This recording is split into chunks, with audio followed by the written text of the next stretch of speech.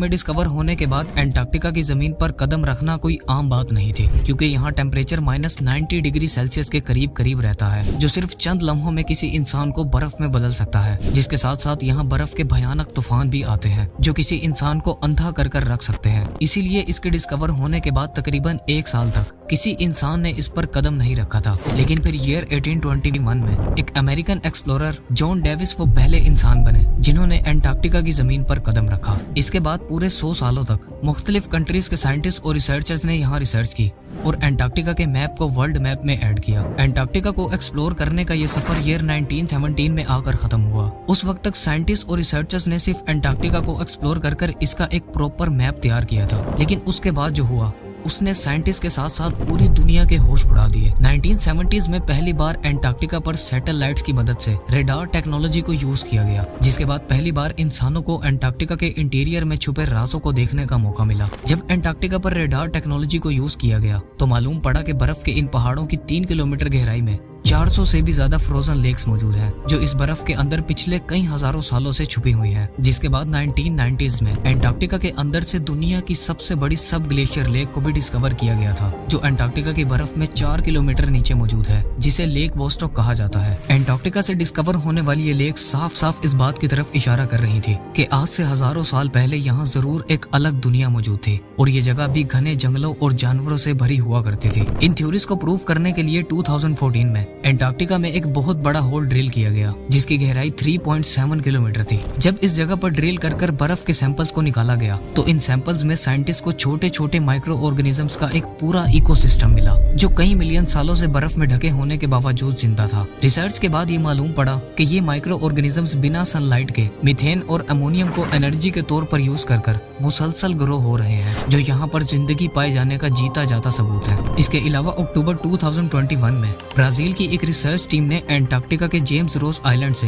7.5 करोड़ साल पुराने चारकोल के एक टुकड़े को डिस्कवर किया था। चारकोल का ये टुकड़ा इस बात का सबूत था कि आज से हजारों साल पहले यहाँ घने जंगल हुआ करते थे, जिनमें वाइल्ड फायर्स भी लगा करती थी, जिसके साथ साथ ये कॉन्टिनेंट एशिया और अफ्रीका की तरह गर्म हुआ करता था। बाद साइंटिस्ट का तो ये भी मानना है कि एंटार्क्टिका करोड़ों साल पहले अमेज़न जंगल की तरह एक रेन फॉरेस्ट हुआ करता था। इस बात का सबूत भी तब सामने आया जब 1986 में एंटार्क्टिका की बर्फ के नीचे से डायनासोर्स के फॉसिल्स को डिस्कवर किया गया। ये फॉसिल्स अर्जेंटीन जियोलॉजिस्ट एडवार्डो ओलिवेरो और रॉबर्ट स्कैशो ने डिस्कवर किए थे, जिन्हें 2006 में पैलेंटोलॉजिस्ट ने डायनासोर्स के फॉसिल्स करार दिया था। यानी आज से 65 मिलियन साल पहले जब जमीन पर एस्टेरॉयड गिरा था जिसने डायनासोर्स को इस दुनिया से खत्म किया था, उस वक्त एंटार्क्टिका जमीन के सुपर कॉन्टिनेंट गोंडवाना लैंड का हिस्सा था, जो कि एस्टेरॉयड के गिरने के बाद आहिस्ता आहिस्ता साउथ पोल की तरफ मूव करना स्टार्ट हुआ था। 2011 में चिलियन साइंटिस्ट की एक टीम ने एंटार्क्टिका से एक जायंट एग के फॉसिल को डिस्कवर किया था। ये एग एक फुटबॉल के साइज जितना बड़ा था, जो 11 इंच लंबा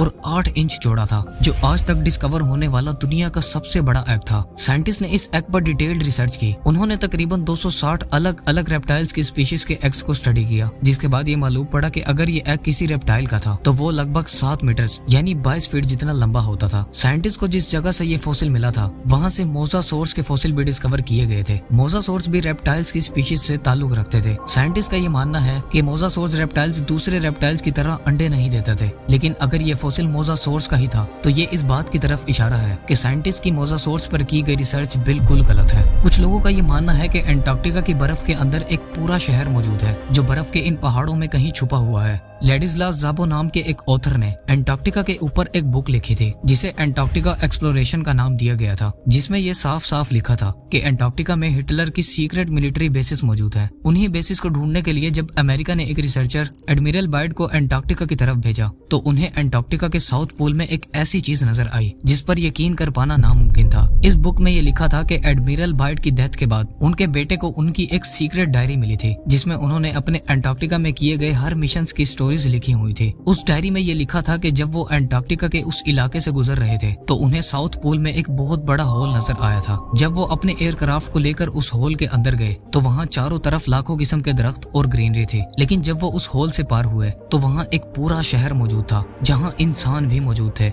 उस डायरी में ये लिखा था कि ये सब देखते ही वो फौरन वहाँ से चले गए थे।